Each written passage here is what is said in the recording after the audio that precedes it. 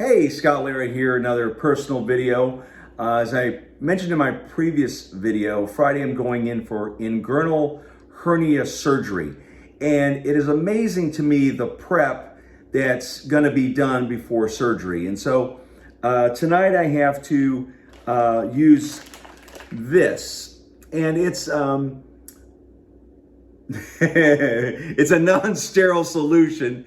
I have to shower with this tonight with a clean cloth, and then after I shower with this, it's like what it is, it's a foamy pre-surgery stuff to help get rid of bacteria and stuff. And I have to use this stuff again tomorrow morning before I go in for surgery. So that's the one thing. But then after I let that dry, then I have to use these things. And these things are, you wipe with these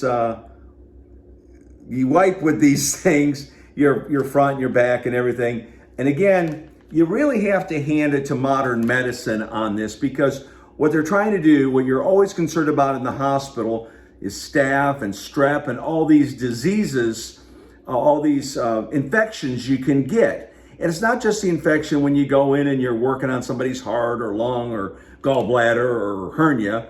You know, they're trying to do everything they can to prevent infection. And boy, that's certainly different here in 2024 than probably back in the 60s and 70s. The doctors probably just washed their hands, scrubbed like Alan Alda in MASH, you know, back in the day. But it's really comforting to know that the hospital and the doctor they're taking so many steps to make sure that when you get out of the hospital, when you get home, you're not going to have an infection. And that's got to be the number one thing, you know, on their minds and on the patient's mind. You don't want to have an infection, right?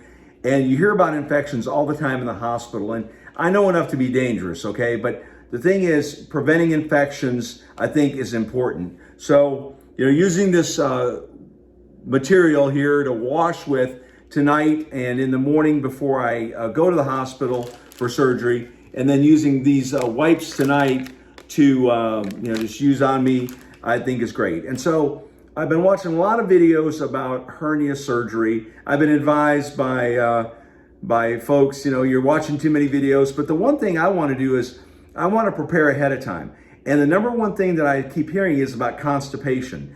And so I mean, when you're constipated and you're not having a hernia surgery, or you're constipated and there's nothing wrong with you, that's bad enough, right? If you're taking Miralax or you're taking whatever you take to clean you out, you know, that's bad enough. But when you have a hernia or you have any other kind of surgery, especially, you know, abdomen or like a C-section or something, the last thing you want is it to be difficult to go to the bathroom either way, right? So I've been reading up on this, seeing a lot of videos that constipation is a huge issue. So I've been pretty much drinking water all day today, and then the day before my surgery. And then, of course, after my surgery tomorrow, I am not going to be stopping by and getting a Five Guys burger. I'm not going to Firehouse Subs. I love Firehouse Subs, but not going to be getting a great, their sub, I'm trying to think of the name, their premium roast beef. I'm not going to be getting a premium roast beef sandwich at Firehouse Subs, even though I love them. I'm not going to be going to Culver's. I'm not going to be eating heavy. I'm going to reintroduce food at a gentle, you know, pace.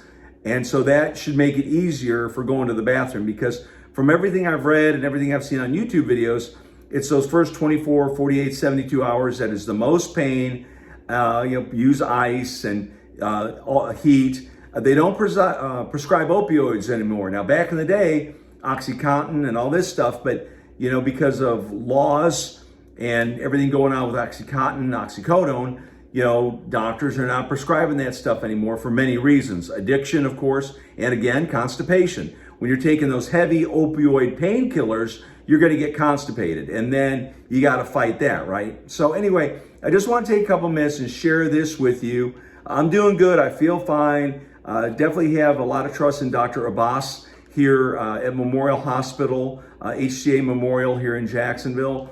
Looking forward, I'm not looking forward to it, I'll tell you that. What I'm looking forward to is a week from now where I'm going to be feeling good, I'll be recovered, I'll be doing everything. But the big thing too, if you're going to be getting this hernia surgery, is in my opinion, don't eat the day before surgery. Just drink water, stay hydrated. And then, when you get home, hopefully you got somebody. I'm very fortunate to have my wife of 40 years helping me, getting up, getting down from bed and making sure I'm okay. Definitely not going to be driving for 24 to 48 hours. I'm going to, take it easy, getting back into it. And, you see these guys out there, mostly guys, cycling, running, wrestling bear and all that stuff. Now, I'm going to be taking it really easy. I won't be traveling for a period of time after this, so I won't be going on cruises or flying or anything. And that's what I recommend you guys do too, is, take it easy. Don't get right back into it, because the last thing you need to do is, mess it up as that mesh is, blending in with your body and all these things are going on.